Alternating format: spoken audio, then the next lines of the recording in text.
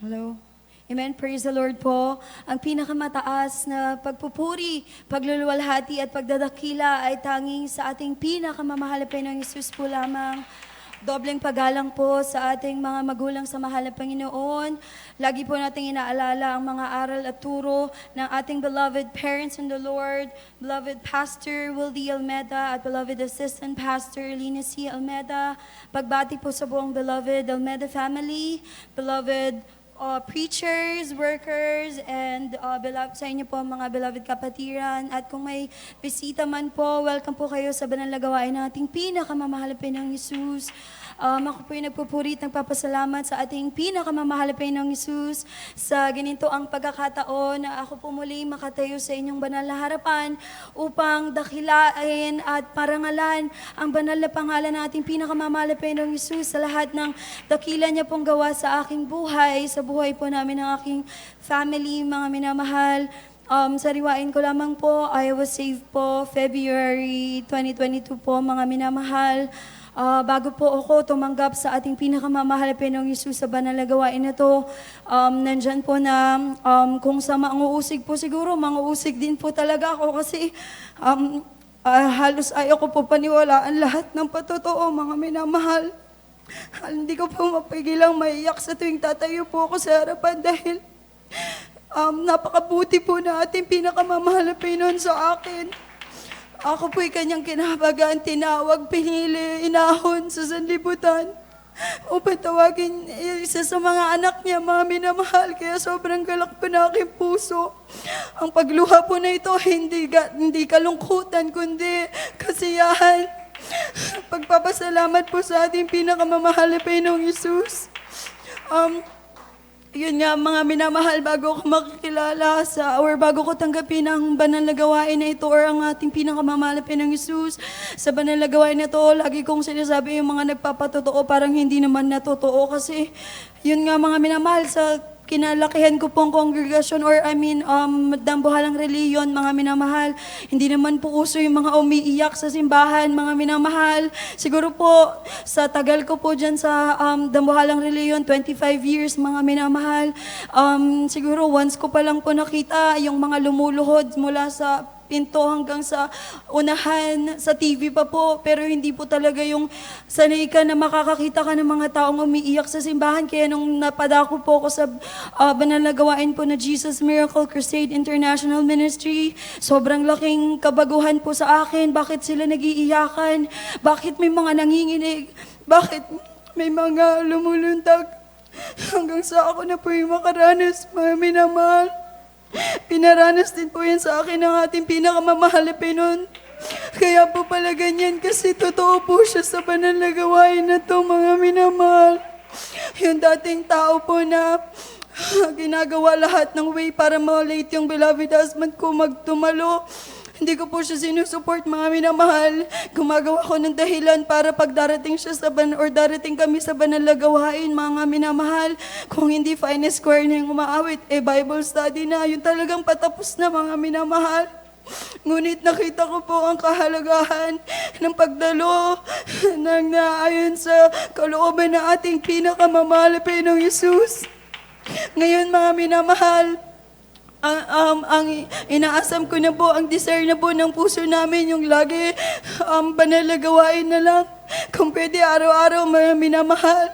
Ngunit dahil tayo po ay tao, mga minamahal, habang narito pa po tayo sa mundo, kailangan din po natin magtrabaho. Kaya sobrang nagpapasalamat ako sa mahal na Panginoon dahil yung trabaho ang ipinagkaloob niya po sa akin. Nakakadalo po kami 3 times a week, mga minamahal. Pag may mga gawain pa po or mga anniversary, mga minamahal, nandyan po yung desire ng puso namin mapuntahan hanggang kaya kahit maliliit po yung beloved babies namin. Nagko-commute kami, umulan, umaraw, mga minamahal. Nandyan ang kalakasan, kagalakan na nagmumula lamang po sa ating pinakamamahal na Panginoong Hesus. Sa tuwing iniisip ko, mga minamahal, kung talagang sobrang iyak po talaga ako kasi sabi ko, mahal na Panginoon, nasan kaya ako ngayon kung hindi kita nakilala sa banal na gawain na to? Marahil, nandun pa rin po ako bagaman may kilalang Diyos, bagaman nananalangin mga minamahal, parang yung panalangin natin, hindi natin alam kung nasaan ba nakakadating mga minamahal. Kumbaga, nagbabakasakali lang mga minamahal. Ngunit ngayon, sa banal na gawain na ito, tinuro sa atin ang tamang pananalangin, paglilingkod, pagpupuri sa ating pinakamamahal na Panginoong Hesus. Sigurado po tayo, meron po tayong kasiguradahan na ang mahal na Panginoon kasama natin, mga minamahal. Yung mga panalangin na ang sagot ng mga na maiintindihan, ipapaintindi talaga sa iyo ng mahal na Panginoon. Pag binigay niya, ibig sabihin para sa iyo. Pag hindi, ibig sabihin lang may mas maganda siyang ibibigay sa iyo, may maganda siyang inihanda sa iyo. At kung wait lang, mga minamahal, gusto lang ng mahal na Panginoon, pagyabungin pa yung faith natin, mga minamahal sa Kanya. Hindi tayo magtiwala sa ating mga sarili. Kaya salamat sa mahal na Panginoon dahil talagang everyday, mga minamahal, tinuturuan niya ako paano ba lumakad nang naayon sa kalooban niya, paano ba mabuhay ng may kabanalan, mga minamahal. Noon din, mga minamahal, talagang kahit dumadalo na po ako, nagpabaptize na po ako sa banal na gawain, hindi pa rin po agad, hindi po ako nabago, 24 hours lang, mga minamahal, hindi overnight. Talagang unti-unti, para akong bata na pinapalaki ng mahal na Panginoon, na naaayon sa kanyang kalooban. Unti-unti binabago niya at inaalis niya sa akin yung mga nakasananayan na kagawian kong kasuotan, mga minamahal. Alam niyo, mga minamahal, pinanalangin ko sa mahal na Panginoon. Sabi ko, mahal na Panginoon, hindi po kalooban, hindi niyo po kagustuhan to na tuwing Sunday lang ako nakapalda, nakadress, tas pag-uwi, shorts, at kahit anong damit lang na meron kami. Alam niyo, mga minamahal, laging preaching, parang kumbaga pinapatama sa akin ng mahal na Panginoon. Ngunit imbis masaktan, mga minamahal, talagang nandyan yung katuwaan ko, pinibigay ng mahal na Panginoon. Na sabi ko, mahal na Panginoon, tulungan mo ako kasi kung ako lang mahina ako, madali akong madala ng sanlibutan, mga mahal na Panginoon. Sabi ko, mahal na Panginoon, baguhin mo po ako. Hindi yan ginawa ng mahal na Panginoon overnight. Unti-unti talaga, mga minamahal. Dumating yung time na nanalangin ako, sabi ko, mahal na Panginoon, kung papalitan mo po yung way ko ng pananamit, gawin mo po in one go. Huwag yung paunti-unti kasi parang hindi pa rin po kalugod-lugod. Ang napakabuti ng mahal na Panginoon, mga minamahal. Yung sabi kong one go, palitan niya, talagang ginawa yan ng mahal na Panginoon. Isang araw, pinigyan niya ako ng pinansyal, makapili ako ng dress, hindi lang pang dalo, kundi panggamit sa buong taas, maging sa bahay kami, mga minamahal, maging saan man kami, nakadress talaga, mga minamahal, dahil yan ay kalwalhatian sa ating pinakamamahal na Panginoong Hesus, pagkat ang ating mga katawan ay talagang banal na templo na ating mahal na Panginoon, talagang dapat din pangalagaan. Tinuro po yan sa akin ng ating pinakamamahal na Panginoong Hesus. Hallelujah. Alam niyo, mga minamahal, may one time pa, i-share ko lang po. Talagang pag tinuruan ka ng mahal na Panginoon, ibig sabihin dapat sumunod ka kasi may one time, mga minamahal, magsiswimming kami bilang dala niya rin po ng kapaguhan. Kasama ko mga sanlibutan, talagang nandyan na parang sabi ko, magsiswimming pool kami, tapos nakadress ako, mga minamahal. Tapos nag-shorts ako, mga minamahal.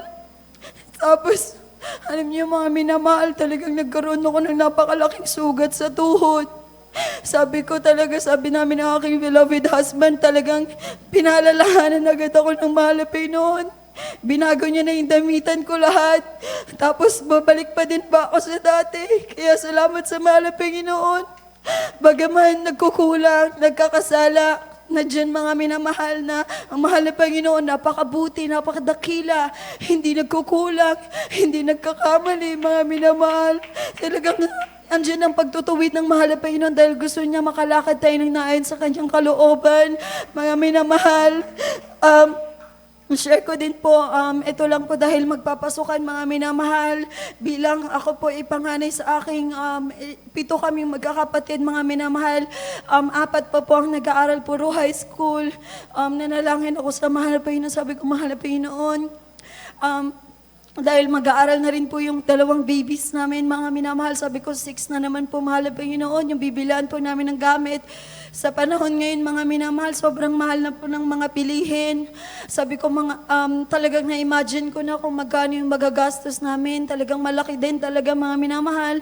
Dahil kung gusto mo yung pangmatagalan ng mga gamit, yung hindi ka bili ng bili, talagang bilihin mo na din talaga yung mga maayos. Medyo pricey. Ngunit lahat yan, ipinigay ko po sa mahal na Panginoon. Sabi ko, mahal na Panginoon, kung gaano ka nag-provide, simula nang ako yung masave sa banal na gawain nito, alam ko, ikaw mag-provide yan sa akin, sa amin, ng mga kapatid ko, ng beloved babies ko. Alam niyo, mga minamahal, tunay na napakabuti ng mahal na Panginoon. Talagang pinrovide niya yan lahat bago magpasukan. Kompleto na yung gamit ng mga kapatid ko.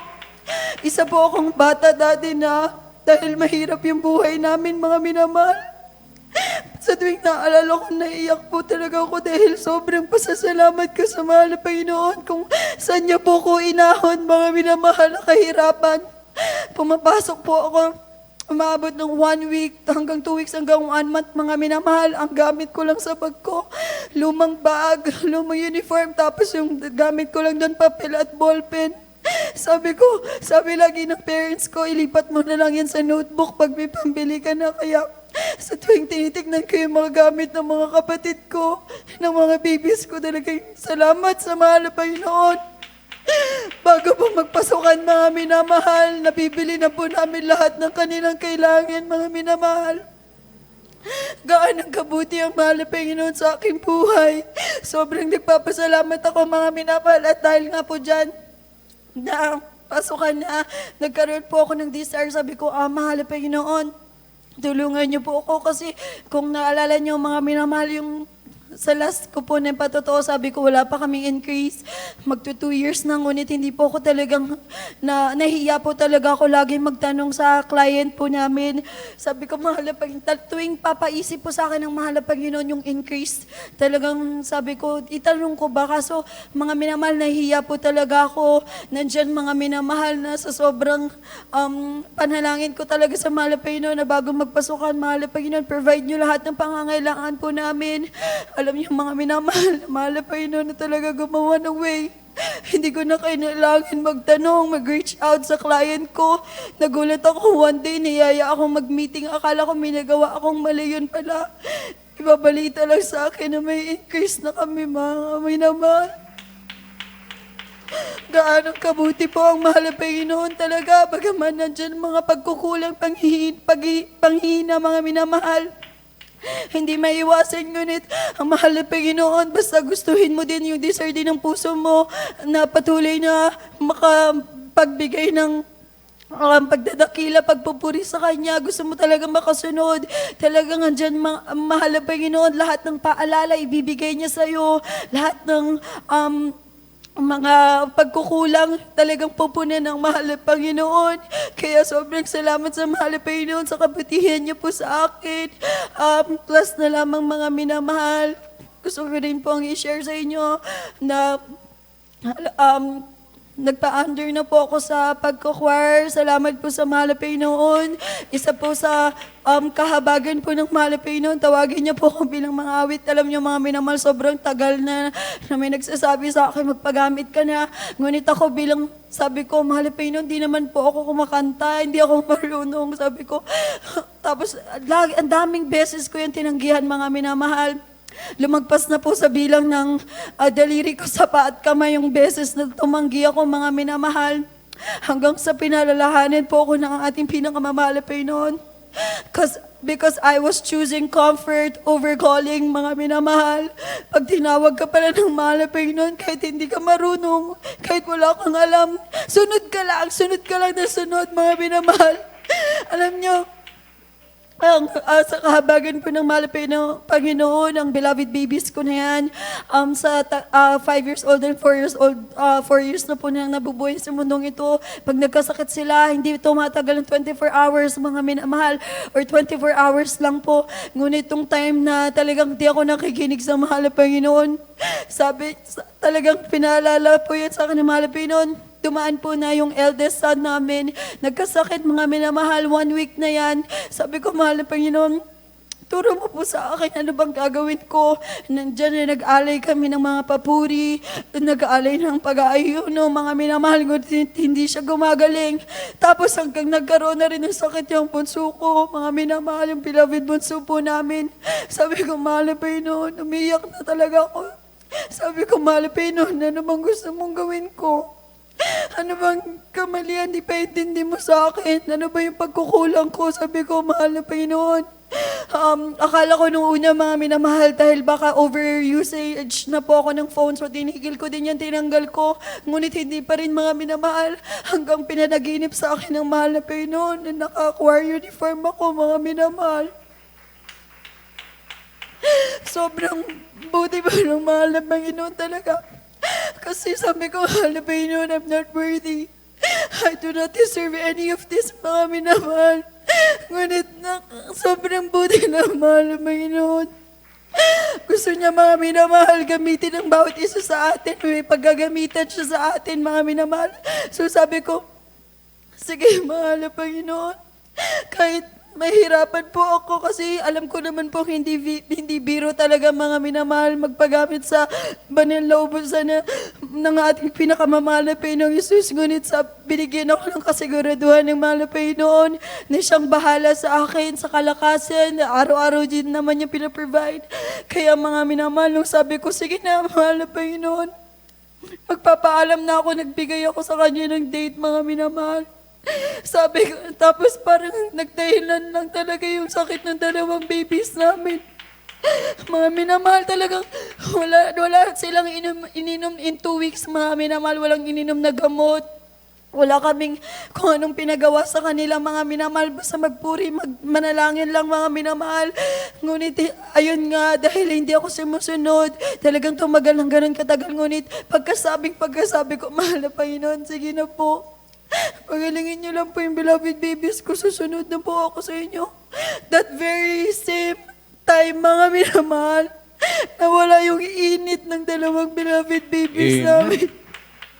Tunay na napakabutit, napakabait ng mahal na Panginoon. Dahil nagbigay ako ng date sa mahal na Panginoon, mga minamahal. Last na lang po talaga. Alam niyo, mga minamahal, nung day before ako magpapaalam, andyan na naman na nagdadalawang isip ako kasi sabi ko talaga, I'm not worthy, mga minamahal. Ngunit andyan na ang mahal na Panginoon talaga. Alam niyo, mga minamahal, nung nagdadalawang isip ako na parang sabi ko, baka hindi ko talaga kaya. Pinahapyawan niya na naman yung init yung beloved son ko, mga minamahal. Sabi ko, sige na, mahal na Panginoon, opo, magpapaalam ako bukas. Ayun na, mga minamahal, na wala din agad. Talagang napakabuti ng mahal na Panginoon, mga minamahal. Sa banal na gawain na to, mga minamahal, katabi lang natin ang mahal na Panginoon. Hindi tayo nagbabaka sakali, mga minamahal. Tunay ang kaligtasan, hallelujah, na itinuro natin, beloved parents in the Lord. Talagang tayo po ay magpakainit, mga minamahal. Hallelujah, huwag nang tumingin sa kaliwat kanan dahil tunay na malapit na po ang pagbabalik ng ating pinakamamahal na Panginoong Jesus, mga minamahal. Kaya sobrang nagpapasalamat po ako, mga minamahal, sa ating pinakamamahal na Panginoong Jesus, sa lahat ng mga pagpapalang physical, financial, material, higit sa lahat sa pagpapalang spiritual, ang lahat ng kapurihan, pagdadakila, pagsamba at pagpapasalamat ay sa ating pinakamamahal na Panginoong Jesus po lamang. Amen. Praise the Lord.